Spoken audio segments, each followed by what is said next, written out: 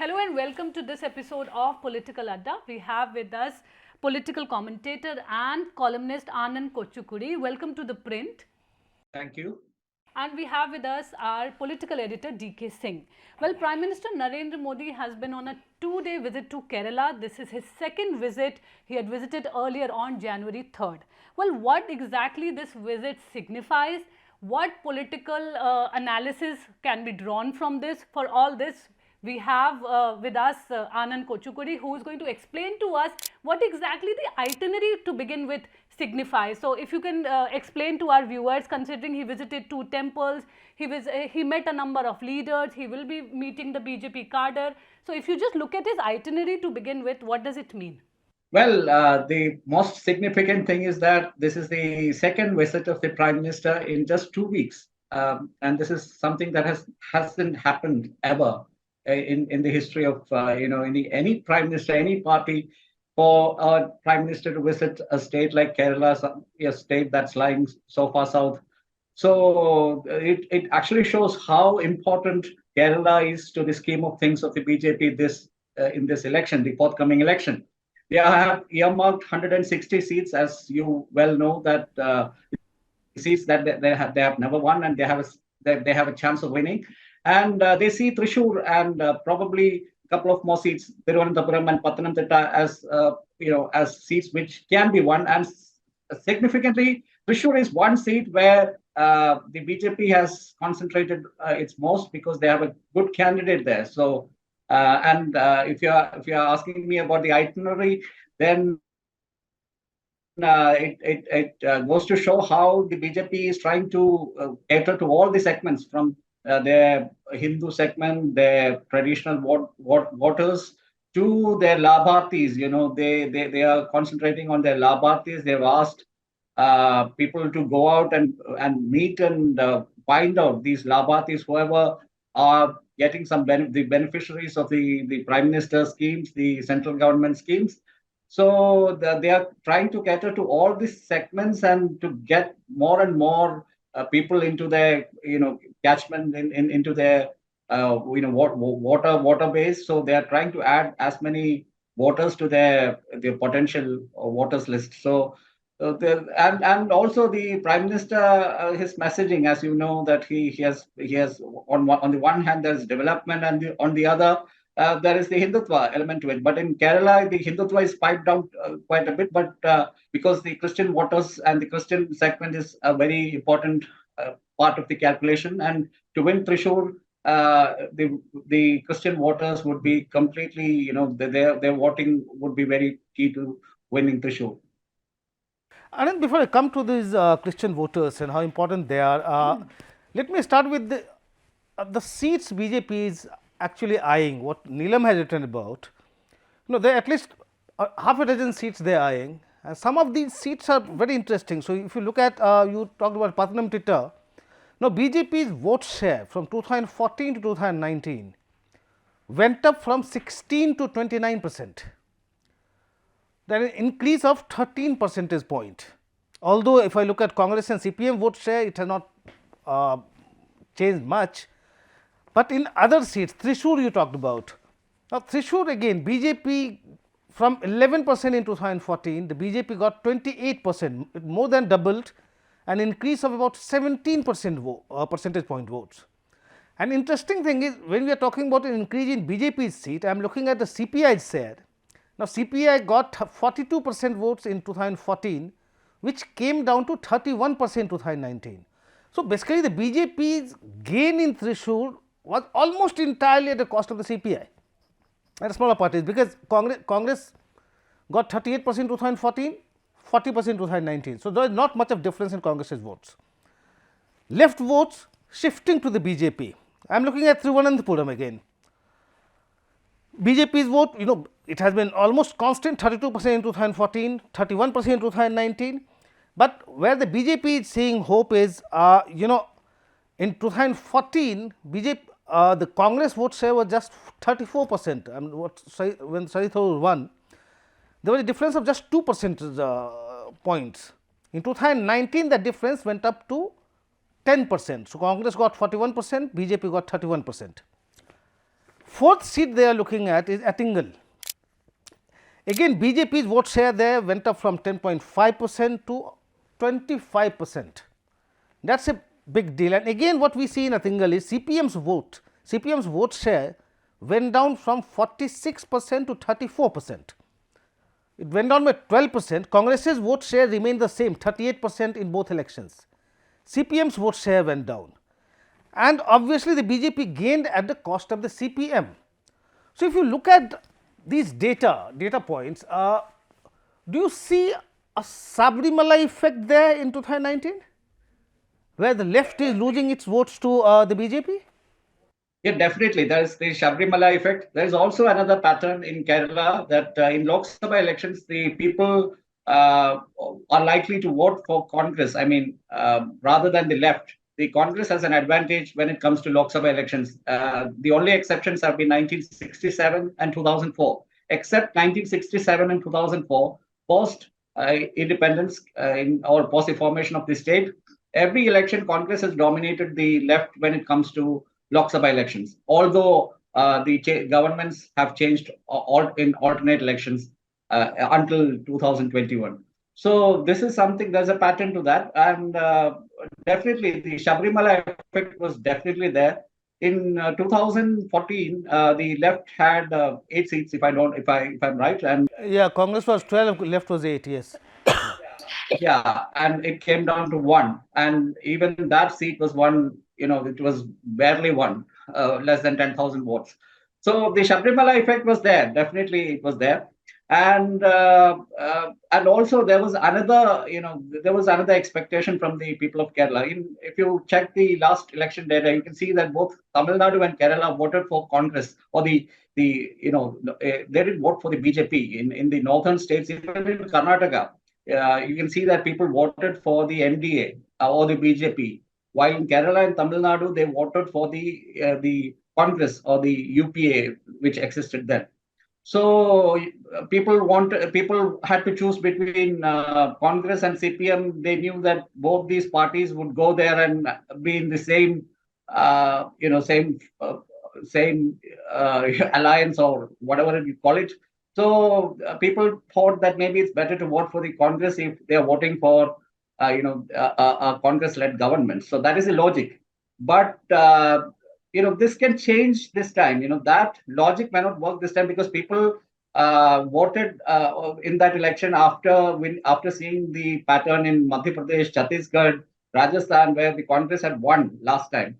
This time the Congress has lost in these elections, even though they performed quite creditably, but still they have lost. And people in Kerala, even in Kerala, people seem to have come to the realization that the India bloc, the UPA turned India alliance may not be on a strong wicket, so it may not win. So they are weighing their options. And even in Thrissur, I've been traveling to Thrissur, and one of the feedbacks that I've been getting is last time we voted for T.N. Prathapan of the Congress because we thought Congress is winning, and it will be advantageous to us if a Congress representative wins and goes to the Lok Sabha. But this time we may vote for Suresh Gopi because if he wins, he'll definitely be a cabinet minister in the Modi government, and it looks like Modi is going to come back a third time. So this logic may flip this time. But last time, as you say, it's entirely right when you say that in Pathanamthitta, in Thiruvananthapuram, not so much in Thiruvananthapuram, but in Pathanamthitta, in Thrissur, even in Attingal, the BJP gained at the cost of the left. Yes. We talk about Suresh Gopi. Now, the Prime Minister went to Guruvayur temple to attend his daughter's wedding. So, the BJP has made a big deal out of this wedding, and we have all these pictures coming that we are seeing on the social media. Prime Minister with Mammootty, the Prime Minister with some other actors. How does this optic work there? Yeah, it actually, the Prime Minister has got a good image even in Kerala. People don't understand this probably in Delhi, that the Prime Minister enjoys a good image, and unlike his party in Kerala, which doesn't have good leaders. The common lament is that the BJP doesn't have state level leaders, while a lot of people like Narendra Modi, the leadership, the and the way he presents himself, the way he carries himself, he was wearing traditional Kerala attire in the Guruvayur temple, as you might have noticed. So they like the way he is trying to cater to the Kerala sentiment, the culture, etc. But the thing is, when it comes to candidates, only in Thrissur they have a very good candidate and who seems like winning, while in other seats, even though they might have some momentum, it may not lead to a situation where they can actually win. They might even come second or third a and perform well. But as you say, the prime minister's, his program and his itinerary and his interactions with all these actors, other people, it's all very curiously, the channels are broadcasting it live. The Kerala channels are broadcasting it live, and people are glued to their screens. People are watching it. If you see the YouTube metrics, it actually gives you a good amount of idea about how people are watching it. There's a lot of viewership and there's a lot of curiosity on the prime minister's visits to Kerala, and this is happening for the second time in a fortnight. But still, people want more out of it. So people want to see the prime minister here. How is the Ayodhya Ram temple fervor basically resonating in Kerala? Not so much the way it resonates in the Hindi heartland, obviously. But the thing is that people don't seem to make a big deal out of the Ram temple being constructed in a place where masjid was there earlier. So if you look at the the dialogue or the commentary back maybe a decade ago or even 5 years ago, before the verdict came, before the Supreme Court verdict came, the all people always used to say that it's a disputed site, and there used to be a lot of talk around that. But now the final verdict has come. The Supreme Court has adjudicated on it, so people seem to want to move forward and say and let bygones be bygones, and not make an issue out of what has transpired in the past, and they want to see the change, and they are welcoming this consecration of the temple. There's some talk in some areas about whether the temple is complete or whether the prime minister is trying to make a political mileage out of it. But then people are all they seem to be okay with all that, and they are actually making a lot of people who were traditionally with the left, they have come out openly supporting the Ram temple inauguration, the consecration. They are planning to go there. So a lot of people who were once associated with the left, who were seen on left platforms, they are making a beeline to Ayodhya this time. So it's actually a surprise for a lot of people in Kerala. So that brings me to another question, whether the BJP will gain at the cost of the left or the Congress. But before that, let me just add here, I read some statement by Nayar Service Society, NSS, basically supporting what is happening in Ayodhya. Now, Nayars constitute about 13%. Do you see the Ayodhya thing playing out somewhere among Nayars? Not just the Nayars, but even the Iravas, which is about more than 25% of the state population, who are the the left supporters basically. Yeah, the backbone of the left in Kerala. Even the Irava community leaders are supporting what the Nayar Service Society has been saying. So the Irava leader, Vellapalli Nadeshan, who is the general secretary of the SNDP, Sri Narayana Dharma Paripalana Yogam, which is the equivalent of the NSS in Kerala. Basically, BJP jalai. Yeah. So he also made a similar statement supporting it. So it would seem that a lot of people who are, both Iravas and Nayars who do not subscribe to the left, or who are dithering, who are in two minds, or who have been in two minds since the Sabarimala agitation, they are supporting. They might actually switch to some part of that voters might switch to the BJP, but it may, whether those people will actually vote for the BJP might also depend on the candidate and who, all those factors. But then people are willing to vote for the BJP. That definitely is one takeaway from these statements. So why I'm asking so many questions about Ayodhya is because if I look at the vote shares of different parties on certain seats, 5%, 6% swing against some party in favor of some party may change the results. I'm going by 2019 election data. Say for instance, Patnamthitta. Now, BJP has 29%, CPM had 33%, and Congress had 37%. You add 5%, 7% to the BJP's vote share, going by that data, and results may change. Of course, as you said, the individual candidates will be important, but I am saying how close those elections can be. Now, say Thrissur, BJP 28%, CPI 31%, Congress 40%. It takes a swing of just 6-7% away from the Congress in favor of the BJP. I am not saying it will happen, but what the BJP may be counting on. Do you see this entire Ayodhya thing, having that kind of impact where this swing can be achieved as the BJP is hoping? I don't really see that. Actually, Sabarimala had more traction with the Kerala voters than Ayodhya. Although Ayodhya has resonated with Kerala more than what people generally felt. People thought it would be not felt at all, or people would rather not identify with the Ayodhya cause so much as they did with the Sabarimala cause. But it did resonate. But I don't see that happening. I mean, I don't see an encore as it happened with Sabarimala.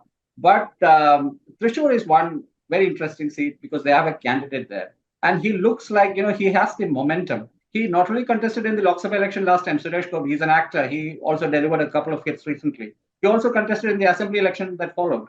Although he came third, but his vote share was intact and he did perform creditably. The UDF, LDF vote share was different. The LDF won that the assembly constituency by a whisker. But still, the difference was just 1,000 votes between UDF and LDF, and the BJP candidate, that is Suresh Gopi, again got just 2,000, 3,000 less votes than the winning candidate. So it was that close. And he has, Suresh Gopi has camped there. I don't mean he has been camping there, all the time, but he has been visiting the place. He has been coming almost on a weekly basis. He has been, spending a lot of time there, energy there, money there, helping out a lot of people, taking up political causes in the constituency, making a lot of visits to the community leaders, the church, and he has a good rapport with the Thrissur Archbishop Andrew Sarath. So I see Thrissur being a very good potential seat for BJP to open its account in Kerala.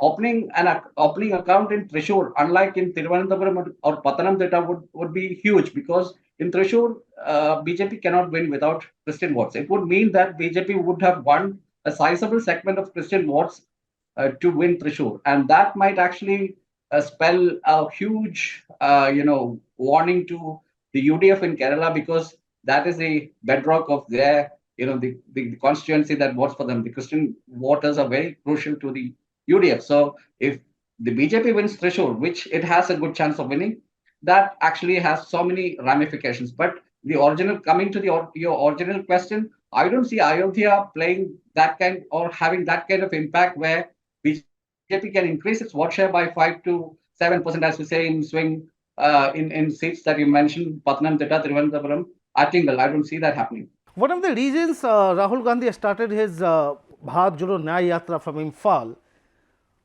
was, as we were told, also to send a signal to Kerala, especially to the Christian community.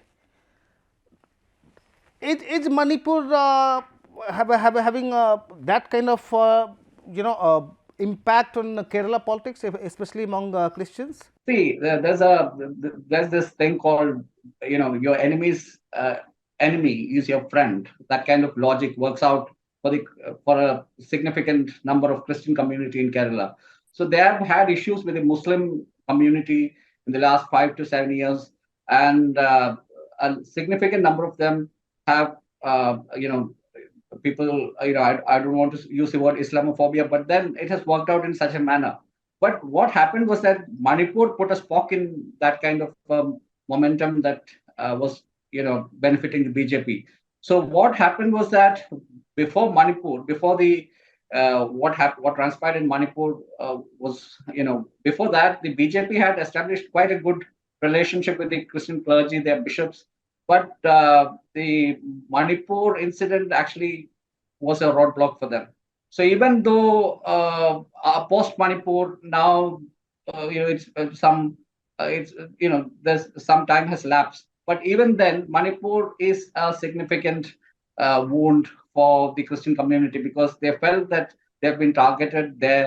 And even though the BJP, BJP central leadership as well as the state leadership, they've been trying to, speak to them, address their concerns both in Delhi and Kerala, but they feel that the community is targeted in states by the Hindutva elements, either directly linked to the BJP or otherwise. So the Sangh Parivar or the BJP elements are targeting. You have to understand that a lot of clergy from Kerala work as missionaries not just in Northeast, but also in states like Chhattisgarh, which went to elections this time, and tribal states. Even in Madhya Pradesh, a priest was recently elected. The anti-conversion laws, which have been tightened up in many states, it has been used, in a very harsh manner against some of these people who hail from Kerala. They actually work there, so they are all interconnected. So all this feedback comes to them, and they feel there's a lack of trust, which is again cropped up post Manipur. So this is what probably led to Manipur becoming a hot talk again. And the Thrissur MP T.N. Pratapan has been raking up that again and again, because he knows that Thrissur is one seat where he's on a sticky wicket. So he keeps invoking Manipur every time. And Rahul Gandhi, whether his yatra starting from Imphal has got to do with his Kerala chances, I don't know, because he can win if he contests from Wayanad or any seat in Kerala. I don't see a problem for him to win. I mean, he can win. Not about him. The party's outreach, basically, but just by raking up and bringing this entire Manipur incident back into limelight. Yes, back into news. Yeah. Well, you mentioned about Prime Minister's outreach and how he has been focusing on Kerala. But at the same time, organizationally, the party is not that strong. And this is something even the PM had talked about when he had visited the state last time. So is the party looking at inducting leaders from other parties, or how exactly are they working on their organizational level? Yeah, today he was the Prime Minister was addressing the booth level workers, the Shakti Kendra workers today, and the Prime Minister said winning booths means winning the election. So if you win a booth, winning booths directly translates to winning elections. It might appear like a simple logic, but then it actually, people were clapping, people were seen clapping and appreciating that the workers. So organizational, issues have been there for the BJP. So every election, the RSS and their cadres come and aid the BJP, because the BJP organization is not as strong as the left, obviously, and even the Congress. Even the Congress has a much better organizational machinery compared to the BJP. And the BJP's organization is completely absent in certain pockets in Kerala. You have to understand that even though BJP gets 10 to 15% votes in Kerala, their organization is completely, is completely missing in certain pockets of Kerala. It's not complete. It's not an even state where the BJP has organization in every single constituency. That's not the case. So the BJP will have to concentrate a lot on their organization, and as you said, try and get people from other parties. Although there's not that kind of the latest being Milind Deora in Maharashtra, that kind of switching hasn't that it hasn't the initiation has it hasn't initiated in Kerala. So I think the UDF will have to lose once again for that kind of a fraud to begin from the Congress to the BJP, or even from the left to the BJP. So I don't see that happening as of now. And for the Lok Sabha, only 20 candidates are required. One doesn't know what happens around the assembly elections which are to follow, which in 2026, because the Lok Sabha election, if the BJP wins a third time, it will also affect the UDF chances in Kerala. So, but as of now, the BJP will be concentrating in certain seats, the 3-4 seats that you mentioned, and Thrissur is the one seat that looks the closest for the BJP. And I was quite curious to basically read about old Raja Gopal's praise of Shashi Tharoor, in fact. Now, in Thiruvananthapuram, where probably the only seat where the BJP stood second in the last election, and you see somebody like O. Raja Gopal, who is, in 2014, who emerged like a big challenge to Tharoor. I mean, the vote share between the difference of vote share was just 2%. Now, O. Raja Gopal praising Tharoor, what's happening there? No, O. Rajagopal is a very senior leader of the BJP. He is a contemporary of L.K. Advani, and he was a president of the Jan Sangh, the state unit of the Jan Sangh in Kerala. So you can imagine how senior he should be. He was state president of the Jan Sangh in Kerala. Then he was also the state president when the BJP was formed later in 1980. So he's that, and he probably has a record which I don't know if it's officially written or recorded somewhere, that he probably has contested at the most number of elections and lost and finally won an election. That is in 2016. He won the Neelam assembly seat, which was the first ever for the BJP in Kerala, and he. And now he's almost like a retired politician, so he's like an elder statesman. So he makes these kinds of statements.